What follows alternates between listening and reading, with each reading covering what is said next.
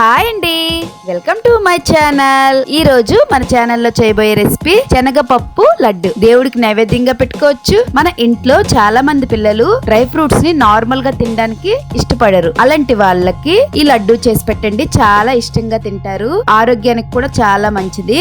ఈ లడ్డు అన్నది నిల్వ కూడా ఉంటది. ఇప్పుడు దాని ప్రాసెస్ చూద్దామా. ఒక ప్యాన్ తీసుకొని కొంచెం హీట్ అయిన తర్వాత నేను 1/2 కప్పు శనగపప్పు తీసుకుంటున్నాను.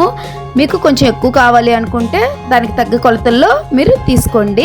శనగపప్పు వేసిన తర్వాత 2 ఏలకలు కూడా వేసుకొని లైట్ అండ్ బ్రౌన్ కలర్ వచ్చేదాకా ఫ్రై చేసి పక్కన పెట్టుకోండి. అదే ప్యాన్ లో 2 టేబుల్ స్పూన్ నెయ్యి కూడా వేసుకోండి. అది కొంచెం కరిగాక మన దగ్గర ఏ డ్రై ఫ్రూట్స్ ఉంటే ఆ డ్రై ఫ్రూట్స్ ని కొంచెం ఎక్కువగా తీసుకొని ఫ్రై చేసుకొని పక్కన పెట్టుకోండి. మనం ముందుగా ఫ్రై చేసిన శనగపప్పు ఒక మిక్సీ జార్ తీసుకొని దాంట్లో వేసి మనం ఏ కప్పుతో శనగపప్పు తీసుకున్నామో అదే కప్పుతో బెల్లం కూడా తీసుకొని మిక్సీ పట్టి పక్కన పెట్టుకోవాలి. మనం ముందుగా ఫ్రై చేసిన డ్రై ఫ్రూట్స్ లో మనం మిక్సీ పట్టిన పౌడర్ ని దాంట్లో వేసి చేత్తో బాగా అన్ని మిక్స్ అయ్యేటట్టు కలుపుకోండి. మనం కలుపుతున్న కొద్ది నెయ్యి అనేది అన్నిటికీ పట్టి చాలా ముద్దగా అయిపోతుంటది. మిశ్రమం అనేది చిన్న ముద్దను తీసుకొని బాల్ సైజులో ఆ ముద్దని అడిచి చుట్టండి. దాని వల్ల లడ్డు అనేది పగలకుండా ఉంటది. అన్ని అలా చుట్టుకొని ఒక బాక్స్ లో స్టోర్ చేసుకోండి. దేవుడికి నైవేద్యంగా పెట్టాల్సిన వాళ్ళు దేవుడికి నైవేద్యంగా పెట్టండి. నా రెసిపీ కనుక మీకు నచ్చినట్టయితే లైక్ చేయండి, షేర్ చేయండి,